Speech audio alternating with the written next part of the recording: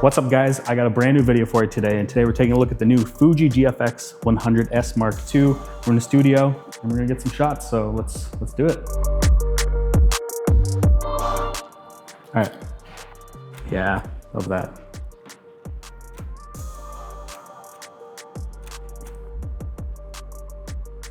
Okay, exact same pose, but looking out window. Yeah. Okay, hold that. I'm gonna get a little closer. Chin down just a little bit.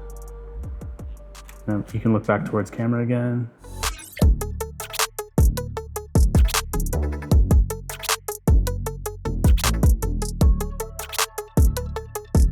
So we're pretty much just doing a portrait shoot today. This is gonna be a first look because I've only had the camera for 2 days, so I can't make a full review.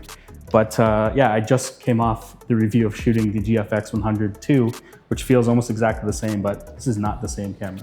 So this camera has a new sensor, and from what Fuji told me, it's not the same sensor that's found in the GFX100 II that just came out. And like all these GFX sensors, they have incredible color and detail from those 16-bit RAW files. They have tons of dynamic range and latitude for days, and I've shown this in other GFX reviews, and you can see it here in this. I like that type of stuff, so let's try more off the back shoulder. You could also drop the jacket back a bit too, so we see more shoulder. The autofocus is working so good right now.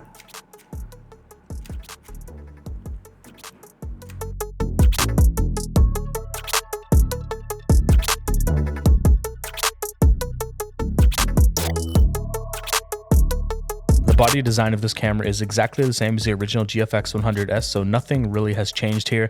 It still has that really nice chunky grip, and overall just feels like a premium camera, as it should. But there's one thing that they did change, and that's the texture. It now has this Bishamon text texture, which they introduced with the GFX100 II, so now they share the same design language. But the only thing that's really received any real update is the EVF. It now has a 5.76 million dot EVF, which is nice to see. Then when coming around to the right side of the camera, it has two UHS 2 SD card slots, and when it comes to the I/O, it has 3.5mm mic and headphone jacks, USB-C for charging, transferring images, tethering. Below that is the micro HDMI, which you can record 12-bit ProRes RAW or B-RAW if you have the recorder, and under that is the sync port. Ooh, the lighting's so nice right here. So you can bring that one back down closer to your, back closer to your head. Bring it in a little bit closer, and then up just a bit. And then this one bring in closer. Yeah, love it.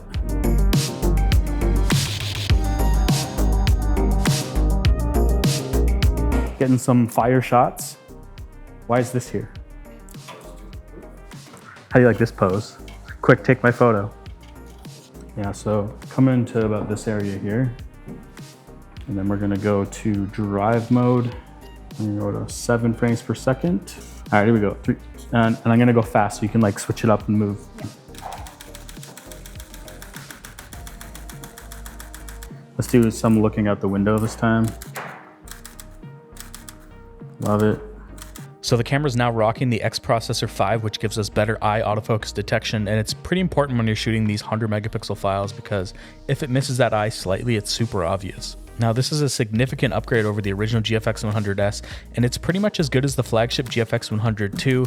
Now depending on the lens you're using, you're going to see some big improvements, and it's actually closer to what it's like to shoot with the X-T5. This is the buffer when I'm just shooting RAW. Full. So how many shots was that? Like maybe 20? But that does drop the image quality from 16-bit to 14-bit RAW files, and the buffer fills pretty quick, and that could be just because it's limited to the SD card speed since it doesn't have a CF Express B slot like the GFX100 II. So the buffer is a lot more limited on this camera, but we also need to remember the price point and why it's a lot cheaper. You'll just have to kind of lean yourself into this side, I guess. You've got one strand I'll have to remove in editing. I love how there's like a shadow right here.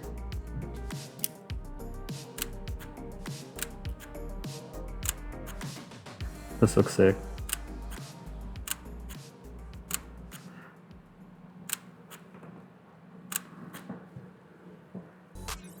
Key look to camera.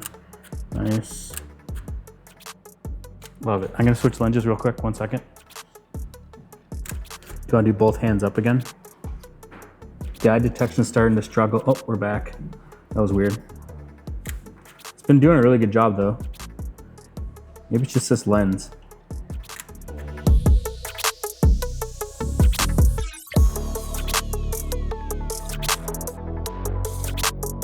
Shoot on this.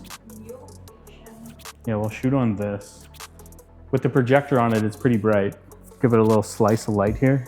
What that looks like. Don't look straight into it. A little slice of heaven. A little slice of pizza. Face more this way. We're gonna shoot off the back shoulder, so you're looking off your back shoulder. Step back just a little bit. Yeah, right in there somewhere. That's really cool. All right. Yes. Love that. Sorry, I'm gonna have to keep moving this every time you shift a bit. That's sick. Oh, I love that.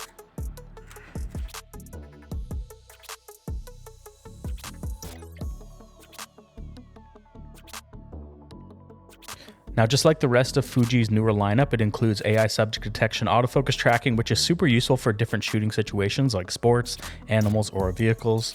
And this camera also has improved in-body stabilization, which is rated for 8 stops, which is really helpful when you're doing handheld shots at lower shutter speeds or if you're going to shoot some video.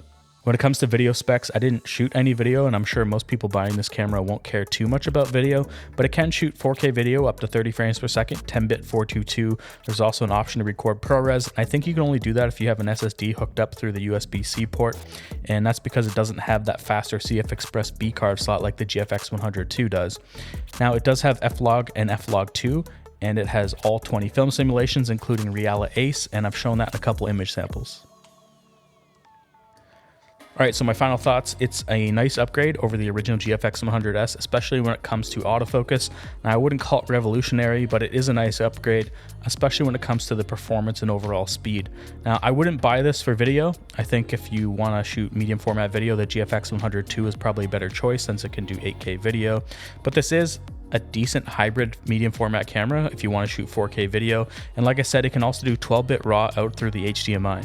They're actually launching this camera at a way lower price point than the original GFX100S, and that's not usually something you hear, especially in this world with inflation. And this is going to be pretty tempting for some people that want to get into that medium format world because this camera's priced at $49.99 US or $67.59 Canadian, and that's pretty affordable when it comes to medium format cameras. Overall, if you need this type of camera, this price is super attractive, and the improvements are always nice to see. So if you're shooting high-end portraiture or product photography, this camera is going to suit you really well, but it's not going to be for everyone, but it will be for the people that need that high resolution 100 megapixel files. All right, that's it. Thanks for watching this video. Thanks to Adela for modeling. That was the GFX100S Mark II. Thanks to everyone behind the scenes. And if you like this video, give it a thumbs up. If you dislike this video, give it a thumbs down twice. Don't forget to hit that notification bell. See you guys in the next one. Yeah, this one's for you.